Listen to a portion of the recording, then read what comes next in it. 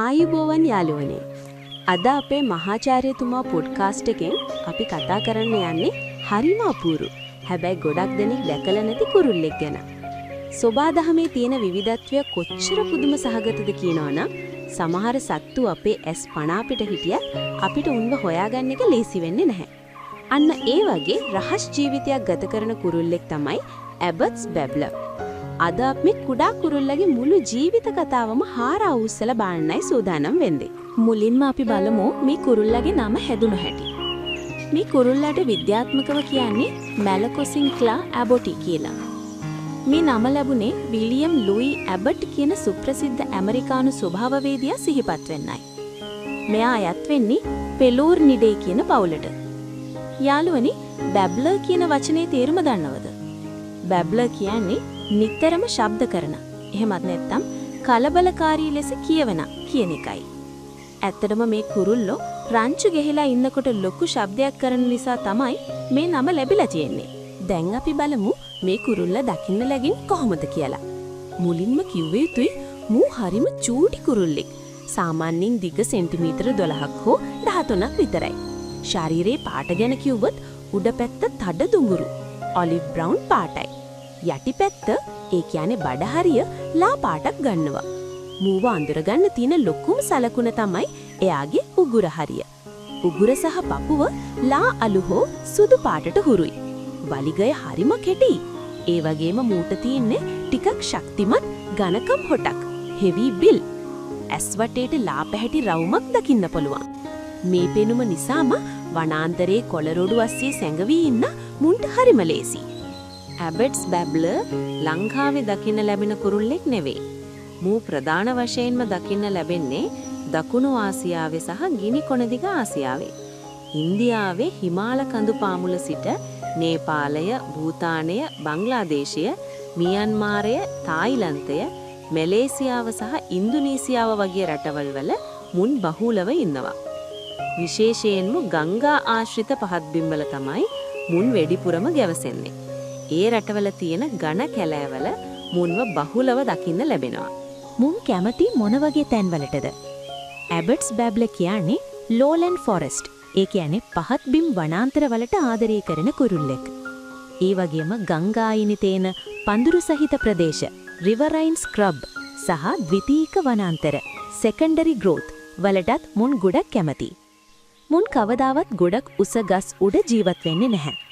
හැමතිස්සෙම පොළවට ආසන්නව, ඒ කියන්නේ අඩි කිහිපයක් උස පඳුරු වස්සේ තමයි මුන් කාලය ගත කරන්නේ. ඒ නිසාම මුන්ව කැමරාවකට අහු කරගන්න එක හරිම අමාරු වැඩක්. මේ කුරුල්ලා හරිම ලැජ්ජාශීලී සතෙක්. මිනිස්සුන්ව දකින්නකොටම ඝන පඳුරු වස්සේ හැංගෙනවා. මුන් සාමාන්‍යයෙන් තනියම හරි එහෙමත් නැත්නම් ජෝඩු විදිහට තමයි ජීවත් වෙන්නේ. කලාතුරකින් කුඩා රංචු විදිහට දකින්න පුළුවන්.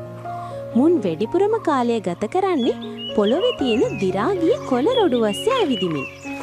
ඒ ඇස්සේ ඉන්න කෘමීන්ව හොයාගන්න එක තමයි මුන්ගේ දවස පුරාම තියෙන රාජකාරිය. මුන්ව ස්කල්ක කෙනෙක් විදිහට හඳුන්වනවා. ඒ කියන්නේ හොරෙන් පඳුරු වස්සේ සැඟවිලා යන සතෙක් කියන එකයි. යාළුවනේ, මේ කුරුල්ලා ඉන්සෙක්ටිවෝරස් සතෙක්. ඒ කියන්නේ මූ ප්‍රධාන වශයෙන්ම කන්නේ කෘමීන්ව. කුඩා පළඟැටියන්, කුහුඹුවන්, කුරුමිනියන් සහ අනෙකුත් කුඩා බිම්මකුළුවන් මුන්ගේ ප්‍රධාන ආහාර වෙනවා. මුන් ආහාර සොයාගන්න විදිහ හරිම අපූරුයි. හොට පාවිච්චි කරලා වියලි කොළ රොඩු පෙරලලා ඒ යට ඉන්න පණුවන්ව සහ කෘමීන්ව හරිම දක්ෂ විදිහට අල්ලගන්නවා. වෙලාවකට මුන් කුඩා ගෙඩි වර්ග ආහාරයට ගන්න අවස්ථාත් වාර්තා වෙලා තියෙනවා. ඇබට්ස් බැබ්ලව ඇසින් දකින්න අමාරු වුණාට එයාගේ හඬින් අඳුරගන්න එක හරිම ලේසි. මුන්ගේ සින්දු කීම හරිම මිහිරි. සාමාන්‍යයෙන් පුව මීවී වගේ ශබ්දයක් තමයි මුන් නිකුත් කරන්නේ. පිරිමි සතා සහ ගැහැණු සතා අතර ඩුවෙට් එකක්. ඒ කියන්නේ දෙන්න මාරුවෙන් මාරුවට සින්දු කියන අවස්ථාවක් තියෙනවා. මේ හඬ වනාන්තරය ඇතුලේ ගොඩක් ඈතට ඇහෙනවා. Tamanගේ සීමාව, ටෙරිටරි ලකුණු කරන්නත් මුන් මේ හඬ පාවිච්චි කරනවා. මේ කුරුල්ලන්ගේ බෝවීම සිද්ධ වෙන්නේ අවුරුද්දේ වර්ෂා කාලයත් එක්කයි. සාමාන්‍යයෙන් අප්‍රේල් සිට ජූලි දක්වා කාලය තුල මුන් විතර දානවා. මුන්ගේ කූඩුව තියෙන්දෙත් පොළවට හරිම ආසන්නයි. පඳුරක් අස්සේ හරි, වේවැල් පඳුරක් පාමුල හරි තමයි කූඩුව හදන්නේ. කූඩුව හදන්නේ වියලි කොළ, මුල් සහ පාසි මස් පාවිච්චි කරලා.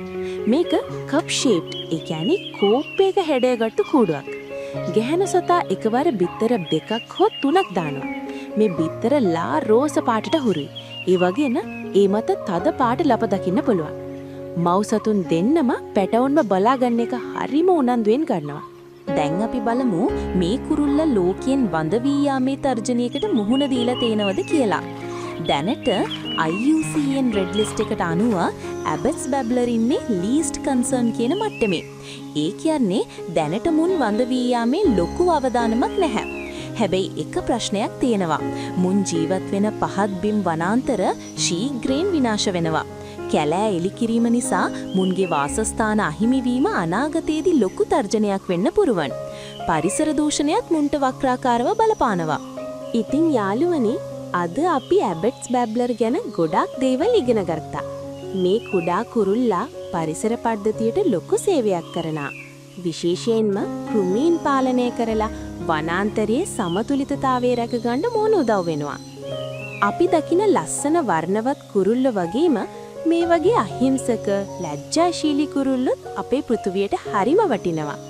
සෝභා දහමේ තියෙන මේ වගේ පුංචි රහස් හොයාගෙන යන එක කොච්චර අපූර්වද. අද අපේ පොඩ්කාස්ට් එකෙන් ඔබ අලුත් දෙයක් ඉගෙන ගන්න ඇති කියන අපි හිතනවා. ඇබට්ස් බැබ්ලර් ගැන වගේම තවත් මෙවැනිම විස්මිත තොරතුරු දැනගන්න අපේ මහාචාර්යතුමා නාලිකාව සමග දිගටම රැඳී සිටින්න.